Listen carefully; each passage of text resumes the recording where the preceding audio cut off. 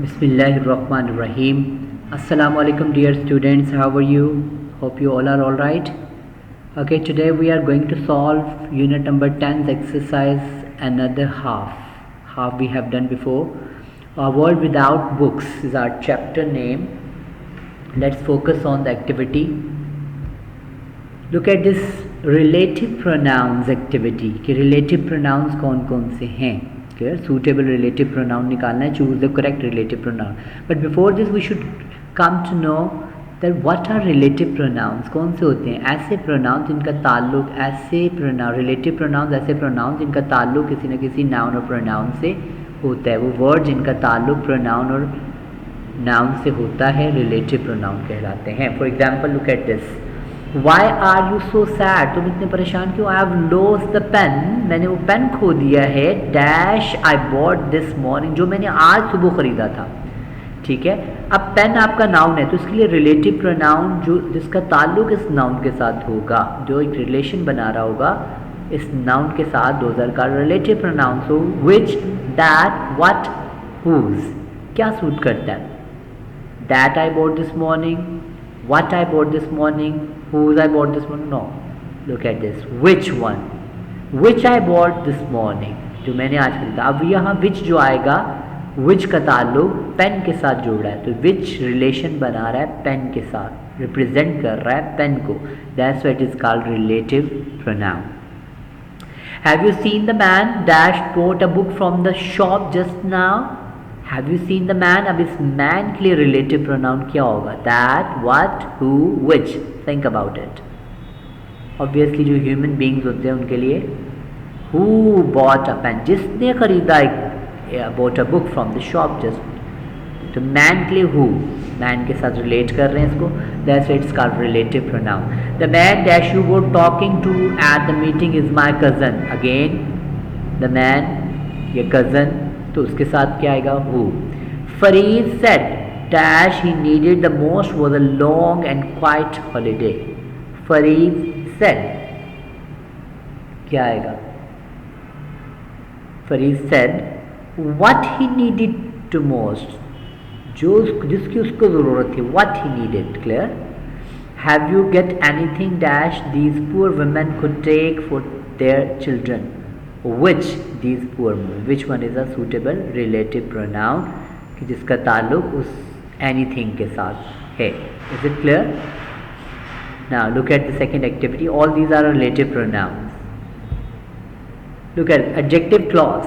Adjective clause निकालने हमने इस sentences से, लेकिन उससे पहले हम देख लें कुछ technical चीज़ें. Adjective clause का function क्या होता है? Modifies a noun or a pronoun in the main clause. Main clause में वो noun और pronoun को modify कर रहे होते हैं. इनका ताल्लुक noun और pronoun के साथ होता है.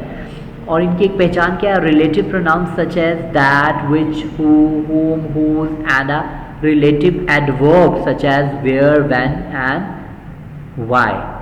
ये क्या होगा? इनके साथ ये शुरू हो रहे होते हैं. इनके साथ इनका यानी किसी ना किसी एडजेक्टिव क्लॉज के साथ ये रिलेटिव प्रोनाउन लगे होते हैं. For example the umbrella which has a broken handle. Has a broken handle is a adjective clause, लेकिन स्टार्ट किससे हो रहा है? एक रिलेटिव प्रोनाउन के साथ हो रहा है. So that's why this is a way how to जज और recognise a relative adjective clause. Let's focus on this activity now.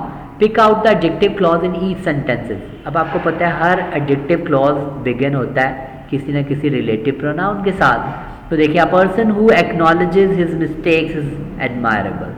So who acknowledges his mistake, तो acknowledges his mistake is a adjective clause, चूँकि ये इसके साथ जुड़ा हुआ है, इस रिलेटिव प्रोनाउन के साथ जुड़ा हुआ है. Same as people who live in the glass house, तो हु के साथ जुड़ा है. Live in a glass house, ये हमारा एडजेक्टिव क्लॉज है. The books that have been recommended, that relative pronoun और उसके साथ जुड़ा हुआ क्लॉज ये है. That have been recommended, this is our adjective clause. Clear? The question that she posed was too difficult to answer, so that जुड़ा हुआ है she posed. Clear? Everyone who has been invited is present. So who has been invited is our adjective clause. जितने भी adjective clause हैं mostly इनके साथ relative pronoun जुड़े होते हैं. That's why we can recognize them. So do this activity at home. Look at this activity. In the following sentences, replace adjective clauses by adjectives or adjective phrases. Adjective clauses को adjective phrases या adjectives में बदलना है, ठीक है. यानी clauses हैं, लंबे हैं, आपने इनको short बनाना है. So look at this. Who considers the interest of other people, तो आप इनको short किए, he is a considerate person. इतना लंबा जो clause था उसको हमने adjective phrase में बदल दिया है. He is a considerate person. ये लंबा चौड़ा जो adjective clause आ रहा था उसको हमने adjective phrase बना दिया. Which is the road that leads most quickly to the station. अब ये सारा right जो है वो आपका adjective clause है, तो आप इसमें which is the shortest road to station, बस short कर दिया हमने. Clear? Adjective phrase बना दिया. The explanation he gave was not satisfactory. The explanation was not satisfactory. लंबा clause था, तो he gave unsatisfactory explanation, short कर दिया, यानी adjective phrase में बदल दिया है. Clear? This is the place where our forefathers landed. Where our forefathers landed, adjective clause है, तो इसको हमने बदला place of our forefathers only. Clear? The reason why he failed is obvious. The reason of his failure is obvious. Clear? Look at this activity. The second, conditional sentences. Conditional sentences कौन से होते हैं जिसमें कोई ना कोई condition होती है और आगे उसका result. और if, the word if is a conditional word. अगर ऐसा होता तो ऐसा हो जाता.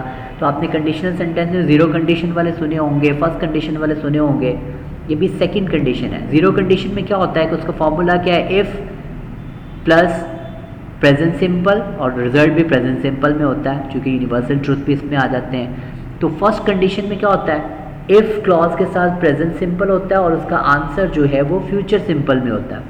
Now this is we are talking about the second condition sentence, conditional sentences. तो इसमें फॉर्मूला क्या होता है, इफ़ क्लॉज जो है, जो कंडीशनल क्लॉज होता है वो पास्ट सिंपल में होगा और उसका रिजल्ट मेन क्लॉज जो है वो वुड के साथ आगे फर्स्ट फॉर्म आएगी, क्योंकि मॉडल वर्ब्स के बाद फर्स्ट फॉर्म आती हैं. Look at this. What would you do? आप क्या करोगे if there were no more books? अगर ज़्यादा किताबें नहीं होती. अब इसमें होता क्या कि ज़रूरी नहीं है कि पास में रहे, ठीक है. in the second conditional sentences we speculate about situation. हम situation के बारे में सिर्फ एक मफरूज़ा बना लेते हैं. That will probably never happen at present or in future, जो कि होती नहीं है असल में present और future में, लेकिन एक फ़र्ज़ कर लेते हैं हम लोग. Look at the activity. Put the correct second conditional verb forms. ये जो ब्रैकेट की फॉर्म्स हैं इनको हमने बदलना है, ठीक है. और हमें पता है कि सेकंड कंडीशन में क्या होगा, अगर पास्ट सिंपल होगा और आगे क्या होगा, वुड के यूज के साथ फर्स्ट फॉर्म होगी. इफ ही डैश, बी है ना, फर्स्ट फॉर्म है, तो हमें चूंकि पास्ट सिंपल में इफ ही वर कर देंगे. इफ ही वर यंगर, अगर वो जवान होता, ही वुड ट्रेवल मोर, वो ज़्यादा सफ़र करेगा. क्लियर? करता, ये भी कर सकते हैं. If she dash always so late, if she was not always so late, be है ना, तो इसको was में बदल देंगे. She would be promoted. If I dash, तो conditional clause में second form लगानी है तो speak की. If I spoke perfect English, I would have a good job. Second clause जो है वो result clause जो है main clause, उसमें would का use आ जाएगा. If she dash the exam, तो कंडीशनल क्लॉज में पास्ट सिंपल रखना है, तो क्या होगा पास्ट को, if she passed the exam she would be able to enter the university, would आ जाएगा. क्लियर? और उसके बाद फर्स्ट फॉर्म ही आती है और ये फर्स्ट फॉर्म ही है. We dash buy a house if we dash to stay here. अब यहाँ पे रिजल्ट क्लॉज पहले आ रहा है और कंडीशनल क्लॉज बाद में जा रहा है. And we know very well about the formula only, because you have to choose the right option in the paper. आपको सिर्फ राइट ऑप्शन चूज करनी है, तो you must focus on the formula. अब फॉर्मूला में क्या है, कंडीशनल सेंटेंस जो है आपका पास्ट टेंस में होना चाहिए और रिजल्ट वाला वुड के साथ होना चाहिए, फर्स्ट फॉर्म आगे. इफ वी डिसाइड है, तो if we decided to stay here, so we कौन सा होगा, would buy a house. Clear? We would buy a house.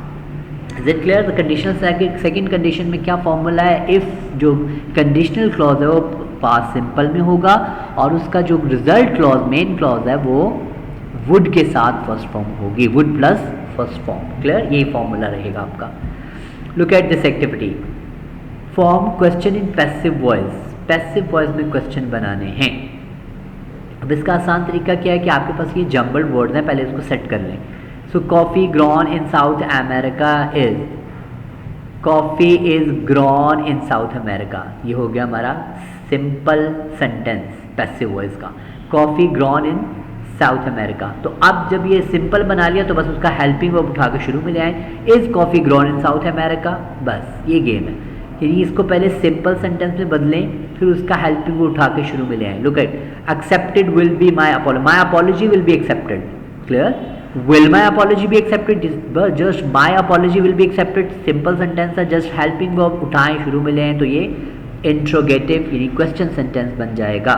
So simple so easy, same as इनको भी ऐसे ही करना है, सिंपल में चेंज करें, देन उसका हेल्पिंग वर्ब उठा के शुरू में लाया, at the end question mark, then it will change into question sentences passive voice के सेंस में। ये पैसिव के पहले सिंपल बनाएं, फिर उसको इंट्रोगेटिव बनाने के लिए उसका हेल्पिंग वर्ब शुरू में ले आएँ। So better do this activity at home. Wish you all the best. Take care. Allah Hafiz.